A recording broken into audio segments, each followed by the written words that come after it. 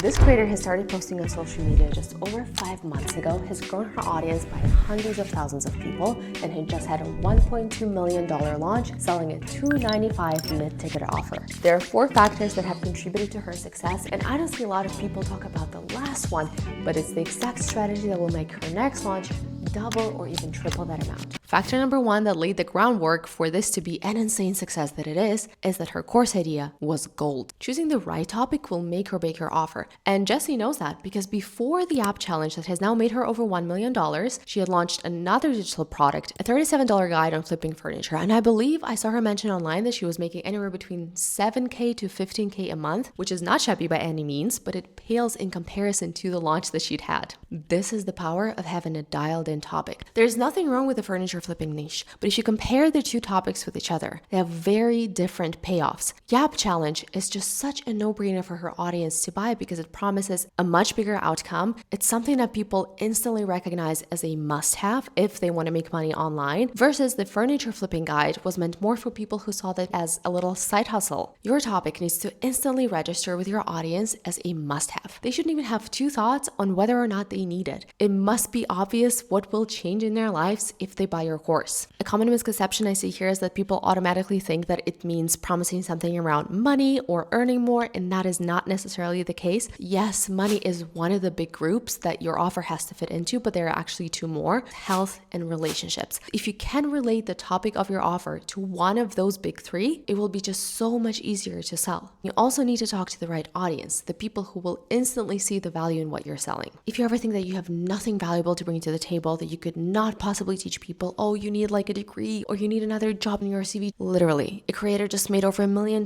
teaching people how to yap. Sometimes your best ideas are hidden in the skills you might not even realize are special. Something that comes so naturally to you is of so much value to other people, and you just don't see it as valuable because it comes like second nature. If you're a little bit lost and overwhelmed right now and don't know how to approach this, I have a free resource that will guide you through the entire process step by step so you will find your $1 million idea. Link is in the description below. Point number 2 is largely about building trust. We're in the middle of a trust recession. People are really skeptical about anyone promising them the world online, and rightfully so, because it's getting a little bit weird out there with all of the AI clones and people just pretending to be someone who they're not. Building trust is essential because this is what ultimately decides whether someone will hand you over their hard-earned money or not. And Jessie does an amazing job at this. First of all, she practices what she preaches. She is literally the result of her framework. People see her results and they instantly want that system that she used to get there. But it also goes deeper than that. If you watch through her content, she rarely, if ever, just talks at people. She deeply understands human psychology, and I think she has perfectly mastered the archetype of the best friend talking to you, someone at a coffee shop explaining a concept to you, and you instinctively lean in to listen. I feel like after decades of experts taking on this persona, almost like the stiff corporate costume, it feels so refreshing, and I feel like that's what the audience also wants right now. Point number 3, which I don't see anyone talking about online, is the fact that she's already setting up the foundations for her next launch to be double or even triple that amount. She's doing that by implementing a super smart strategy. I'm not sure if she does that intuitively because she understands human psychology so well, or if she actually picked into the books of best practices for life launches.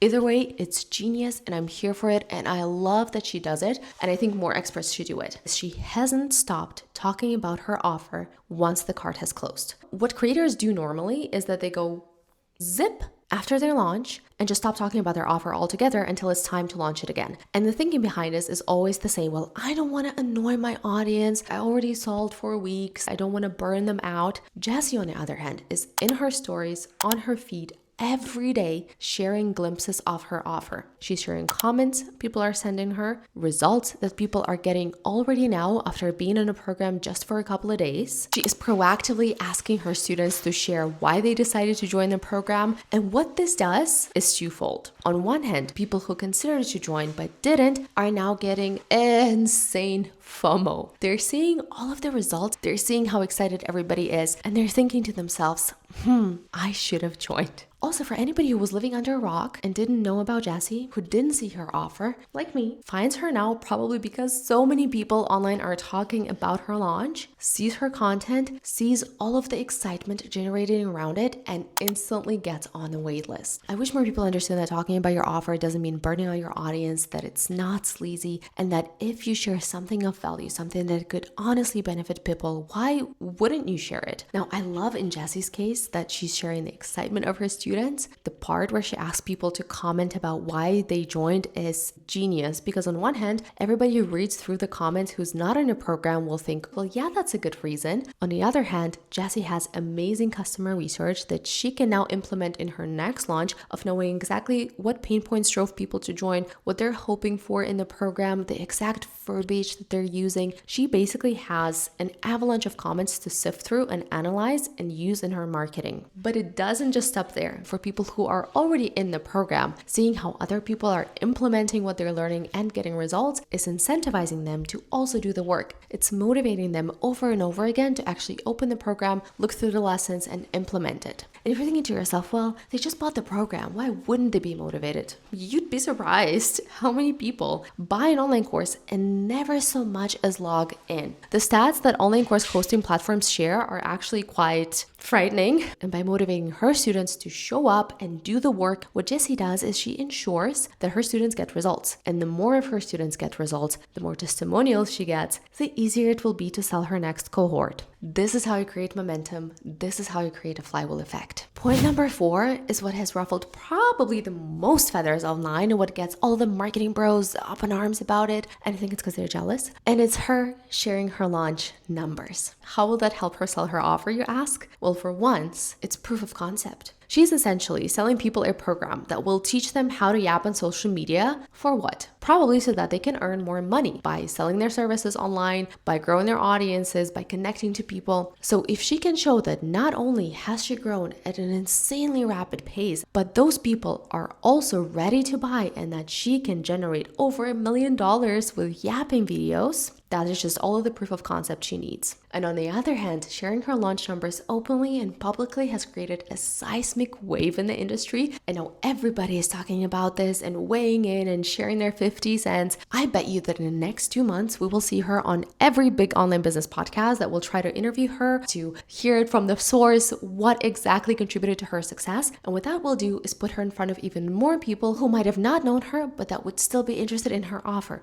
Like me, before that launch, I had no idea she existed. I've actually installed an app blocker for all of my social media because I wanted to scroll less. So I only found her 4 or 5 days after her cart has already closed, after it was already too late to join the program, because somebody else created content about her launch after she shared the numbers. And dare I say, Jessie Jean is the first person ever that made me wish I doom scrolled more. Because I wish I had found her earlier. I wish that I would be in that first cohort of people who bought that course, because honestly, chef's kiss. I think she's a marketing genius and her success is so very well deserved. But Jessie's biggest secret to achieving overnight success is that it's not an overnight success at all. Because while it might look like Jessie came out of nowhere and just grew her audience overnight and then had this massive launch, this is not her first rodeo. In fact, she already had a successful business before, helping women overcome binge eating. And at the height of that business, she made $800,000 a year, which in no way takes away from the fact that this launch is still freaking cool and the growth trajectory of building this much of a massive audience in this short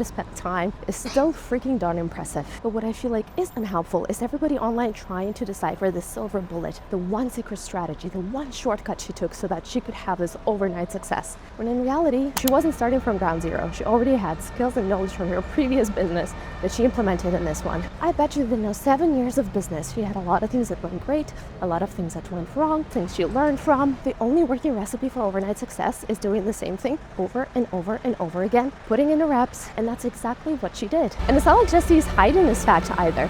The premise of her entire account was about her career pivot, so this is in no way a dig at her. I just feel like we idolize the idea of overnight success and of someone just having this magic breakthrough, and it creates this unhelpful mindset of, if I don't achieve the success in 5 months, then I must be doing something wrong. And if you have that mindset that you don't have what it takes and you innately don't believe in yourself, no amount of tools or strategies or tactics will fix your business. Which brings me to my last point. I truly think that one of the most important puzzle pieces of this success was Jessie's mindset.